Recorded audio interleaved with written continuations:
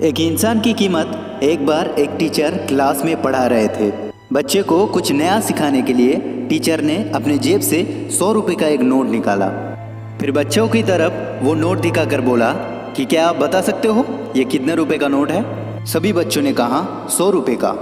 फिर टीचर ने पूछा कि इस नोट को कौन कौन लेना चाहेगा। सभी बच्चों ने हाथ खड़ा कर दिया। फिर उस टीचर ने नोट को मिट्टी से बंद करके बुरी तरह से मसला, जिससे वो नोट पूरा कुचल गया था। फिर टीचर ने बच्चों को वो नोट दिखाकर बोला कि ये नोट अब कुचल से गया है, अब इसे कौन लेना चाहेगा। सभी बच्चों ने फिर से हाथ उठा दिया। फिर उस टीचर ने उस नोट को जमीन पर फेंका और अपने हाथों से बुरी तरह से कुचला। फिर उस टीचर ने उस नोट को उठाकर फिर से बच्चों को दिखाया और पूछा कि आप इस नोट को कौन लेना चाहेगा।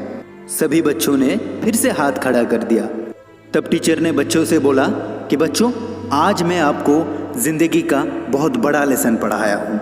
बच्चों, ये 100 रुपये का नोट था। जब मैं इसे हाथ से कुचला तो इसकी कीमत 100 रुपये ही रही। फिर जब मैं इस नोट को मिट्टी में रख के मसला था तब ये नोट गंदा हो गया था, लेकिन इसकी कीमत 100 रुपये ही रही।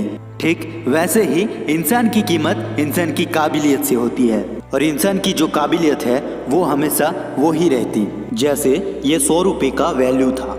आपके ऊपर चाहे कितने भी मुश्किलें आए, चाहे जितनी भी मुसीबतों का धूल आपके ऊपर गिरे, लेकिन आपको अपना कीमत गंवानी नहीं है।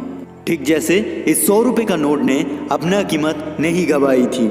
नाम तो बस लिखने के लिए ही होती है, लेकिन हमेशा याद रखो आपकी काबिलियत ही आपकी पहचान है। इसलिए चाहे कितने भी मुसीबतें आ जाए, आपको अपनी पहचान नहीं गंवानी है। कभी भी खुद पर शक मत करना, अपने काबिलियत पर भरोसा रखो। अब काल भी बेहतर थे, आज भी बेहतर हो और आगे भी आप बेहतर ही रहोगे।